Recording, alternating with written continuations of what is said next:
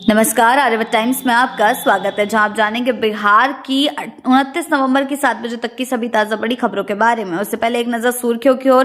कांग्रेस की बैठक में संजीव सिंह ने क्यों दी गोली मारने की धमकी, जितेंद्र कुमार ने बताया। सीतामढ़ी रेलवे स्टेशन परिसर में लगी भयंकर आग, मची अफरा तफरी, घंटों बाद पाया काबू। पटना में 1 से 5 दिसंबर तक धारा 163 लागू, इन चीजों पर रहेगा बैन। किसे सौंपेंगे अपनी पार्टी की कमान, बिहार में मिली हार के बाद अब पशुपति पारस ने किया बड़ा ऐलान। आरजेडी ने कहा घर खाली नहीं करेंगे। अब राबड़ी आवास को लेकर सम्राट चौधरी बोले बपौती नहीं।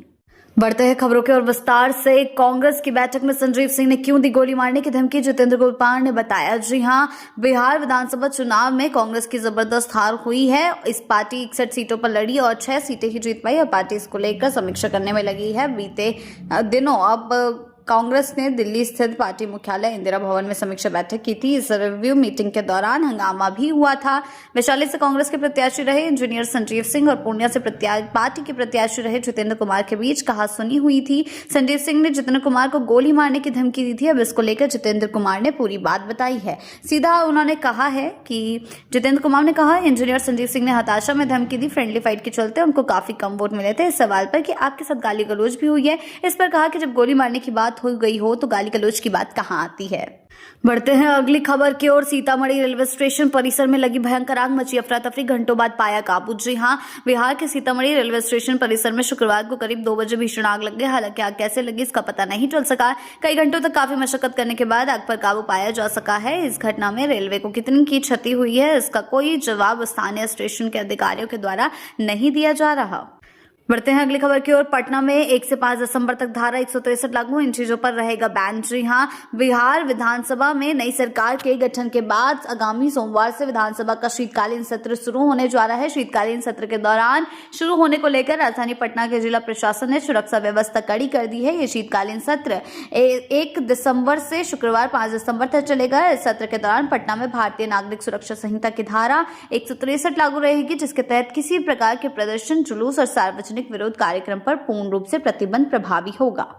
बढ़ते हैं अगली खबर की ओर। किसे सौंपेंगे अपनी पार्टी की कमान, बिहार में मिली हार के बाद अब पशुपति पारस ने किया बड़ा ऐलान। जी हां, आरएलजेपी के अध्यक्ष पशुपति कुमार पारस ने बिहार चुनाव के बाद अपनी पार्टी को लेकर बड़ा बयान दिया है, बड़ा ऐलान किया है। उन्होंने कहा कि हमारी पार्टी के प्रदेश अध्यक्ष प्रिंस राज पासवान हैं, उनके साथ यशराज पासवान हैं। दोनों भाइयों के नेतृत्व में भविष्य में पार्टी का कार्यक्रम होगा। हम दोनों युवा भाइयों के हाथ में पार्टी की कमान देंगे। दोनों भाइयों के नेतृत्व में पूरे बिहार में संगठन को मजबूत किया जाएगा। बढ़ते हैं अगली खबर की ओर। आरजेडी ने कहा घर खाली नहीं करेंगे। अब राबड़ी आवास को लेकर सम्राट चौधरी बोले बपौती नहीं। जी हां, बिहार सरकार के भवन निर्माण विभाग की ओर से हाल ही में राबड़ी आवास खाली करने का नोटिस भेजा गया था। नेता विरोधी दल के बदले में दूसरा आवास भी मिल गया है। हालांकि 10 सर्कुलर रोड को लेकर आरजेडी के प्रदेश अध्यक्ष मंगनी लाल मंडल ने कहा है कि किसी भी सूरत में आवास खाली नहीं किया जाएगा। इस पर बिहार के उप मुख्यमंत्री सम्राट चौधरी ने बड़ा बयान दिया है। सम्राट ने कहा है कि ये सरकारी जनता चुनती है और जनता का घर है, किसी व्यक्ति का घर नहीं, किसी की बपौती नहीं है, उनका नहीं है। सुप्रीम कोर्ट ने तय कर दिया है, उन्हीं के बेटे गए थे सुप्रीम कोर्ट और हाई कोर्ट ने तय कर दिया है कि पूर्व मुख्यमंत्रियों को घर नहीं मिलेगा, अधिकार भी नहीं है। बढ़ते हैं अगली खबर की ओर। पार्टी स्थापना दिवस पर चिराग पासवान बोले नितीश कुमार के नेतृत्व में हमने चुना लड़ा। जी हां, केंद्रीय मंत्री चिराग पासवान ने अपनी पार्टी एलजेपी के 25वें स्थापना दिवस के कार्यक्रम को ऑडियो कॉल के जरिए संबोधित किया। तबियत खराब होने की वजह से चिराग कार्यक्रम में शामिल नहीं हो सके। पार्टी नेता अरुण भारती ने कहा कि उनकी तबियत ज्यादा खराब हो गई है, एयरपोर्ट से वे वापस लौट गए हैं। ऑडियो कॉल पर चिराग ने कहा मेरी तबियत ज्यादा खराब हो गई, इन्फेक्शन की डर से डॉक्टर ने बाहर निकलने से मना किया है और इसीलिए नहीं आ पाया। हमारे पिता और पार्टी के संस्थापक स्वर्गीय रामविलास पासवान ने जो सपने देखे थे आज पूरे हुए हैं। हमारे 19 विधायक आज मंच पर बिहार को विकसित करने का संकल्प ले रहे हैं और नीतीश कुमार के नेतृत्व में हमने चुनाव लड़ा है। बढ़ते हैं अगली खबर की ओर। पहले वाली सरकार में कुछ हुआ था जी, लालू राबड़ी के शासनकाल पर सीएम नीतीश कुमार। जी हां, बिहार के मुख्यमंत्री नीतीश कुमार एक बार फिर लालू राबड़ी के शासनकाल पर फायर हो गए। शुक्रवार को एक अणे मार्ग स्थित संकल्प में वो कार्यक्रम को संबोधित कर रहे थे। मुख्यमंत्री महिला रोजगार योजना के तहत डीबीटी के माध्यम से 10 लाख महिलाओं को 10-10 हजार रुपए की राशि भेजी गई। इस मौके पर नीतीश कुमार ने कहा पहले वाली सरकार में कुछ हुआ था जी, याद करिए ना, कुछ नहीं किया। नीतीश कुमार ने कहा जो काम शुरू किया हम लोगों ने किया तो आगे भी किसी को नहीं छोड़ने वाले हैं, सबके लिए काम करेंगे। समूचा बिहार आगे बढ़ रहा है, केंद्र सरकार का भी सहयोग मिल रहा है। बढ़ते हैं अगली खबर की ओर। वादों पर कायम नीतीश कुमार, 10 लाख महिलाओं को भेजे गए 10-10 हजार। चुनाव के बाद ये पहली केस। जी हां, सीएम नीतीश कुमार ने शुक्रवार को एक अन्य मार्ग स्थित संकल्प से मुख्यमंत्री महिला रोजगार योजना के तहत 10 लाख महिला लाभुकों को 10-10 हजार रुपए का राशि भेजा। इस तरह 10 हजार प्रति लाभुकों के हिसाब से 1000 करोड़ की राशि आज डायरेक्ट बेनिफिट ट्रांसफर के माध्यम से भेजी गई है। बढ़ते हैं अगली खबर की ओर। बिहार चुनाव में एक सीट जीती थी मायावती की पार्टी, अब बीएसपी को लगा बड़ा झटका। जी हां, बिहार विधानसभा चुनाव में बीएसपी को एक सीट पर जीत मिली रामगढ़ में। इस बीच बहुजन समाज पार्टी को एक बड़ा सियासी झटका लगा है। आपको बता दें, गुरुवार को पार्टी के बिहार प्रदेश प्रभारी अनिल कुमार ने पद और पार्टी की प्राथमिक सदस्यता से इस्तीफा दे दिया है। बढ़ते हैं अगली खबर की ओर। आरजेडी ने कर दी ताकत की बात, गठबंधन पर कांग्रेस का दे दिया बड़ा बयान संदेश। यहां बिहार चुनाव में मिली हार के बाद कांग्रेस आलाकमान ने दिल्ली में मंथन किया। इस मंथन के बाद सियासी कॉरिडोर में कांग्रेस और आरजेडी के गठबंधन का भविष्य पर चर्चा होने लगी। इस बीच बिहार आरजेडी के चीफ मंगनीलाल मंडल का बड़ा बयान सामने आया। उन्होंने दावा किया कि पार्टी के वर्कर गठबंधन के पक्ष में नहीं थे। तेजस्वी यादव और पार्टी के शीर्ष नेतृत्व ने कहा कि सबके साथ मिलकर चुनाव लड़ना चाहिए। बढ़ते हैं अगली खबर की ओर। बिहार चुनाव में कांग्रेस की क्यों हुई करारी हार, समीक्षा बैठक में सामने आ गई पूरी बात। जी हां, बिहार विधानसभा चुनाव में कांग्रेस ने काफी खराब प्रदर्शन किया। कांग्रेस नेतृत्व ने बीते गुरुवार को बिहार विधानसभा में निर्वाचित अपने विधायकों तथा हारे उम्मीदवारों के साथ चुनाव नतीजों पर समीक्षा बैठक की। इस दौरान हार के 2 बड़े कारण माने गए। कई नेताओं ने यह भी कहा कि महागठबंधन में समय पर सीट बंटवारे नहीं होने के चलते उत्पन्न आंतरिक कलह और नीतीश सरकार की ओर महिलाओं को 10-10 हजार रुपए दिए जाना करारी हार के मुख्य कारण रहे। बढ़ते हैं अगली खबर की ओर। विधायक बनते ही काम में जुटी मैथिली ठाकुर, बोली वेकेशन और हॉलीडे सब भूल गए। जी हां, अलीनगर विधानसभा सीट से चुनाव जीतने के बाद भाजपा विधायक मैथिली ठाकुर ने कहा कि उन्हें अपने क्षेत्र की जनता की बड़ी जिम्मेदारी महसूस हो रही है। उन्होंने बताया कि काम पहले ही शुरू कर दिया गया है।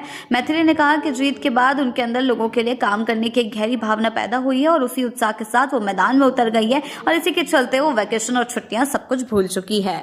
बढ़ते हैं अगली खबर की ओर। 400 माफिया की जब्त होगी संपत्ति, 1208 की दूसरी लिस्ट तैयार। जी हां, बिहार में नई सरकार के गठन के बाद प्रशासन एक्शन मोड में है। कैसे क्राइम कंट्रोल को हो, इस पर पूरा फोकस हो रहा है। हाल ही में गृह मंत्री सम्राट चौधरी ने डीजीपी के साथ भी बैठक की थी। समीक्षा बैठक में कई महत्वपूर्ण निर्णय लिए गए। इस बीच बिहार के डीजीपी विनय कुमार ने गुरुवार को कहा है कि 400 माफिया के खिलाफ कार्रवाई शुरू कर दी गई है। साक्ष्य के साथ कोर्ट में कागजात सौंप दिए गए हैं। आदेश मिलने के बाद इनकी संपत्ति जब्त की जाएगी। बढ़ते हैं अगली खबर की ओर। आरजेडी बोली राबड़ी देवी नहीं खाली करेगी आवास। अब मंत्री ने कहा अगर परेशानी है तो जी हां, बिहार की पूर्व सीएम राबड़ी देवी को 10 सर्कुलर रोड का आवास खाली करने का नोटिस दिया जाना सुर्खियों में है। पूर्व सीएम ने आवास को आवंटित किया जा चुका है, लेकिन आरजेडी ने बुधवार को साफ किया कि राबड़ी देवी आवास खाली नहीं करेगी। इस पर अब बिहार के मंत्री नितिन नवीन की प्रतिक्रिया या आरजेडी के बयान पर उन्होंने कहा, मेरा कहना है कि अगर उनको कोई परेशानी है तो विभाग को लिखना चाहिए, आग्रह करना चाहिए। इसके तरीके हैं, उस आग्रह पर सरकार निश्चित रूप से आगे का निर्णय लेगी, लेकिन इस तरह से अराजक की भाषा बोलना ये उचित नहीं है।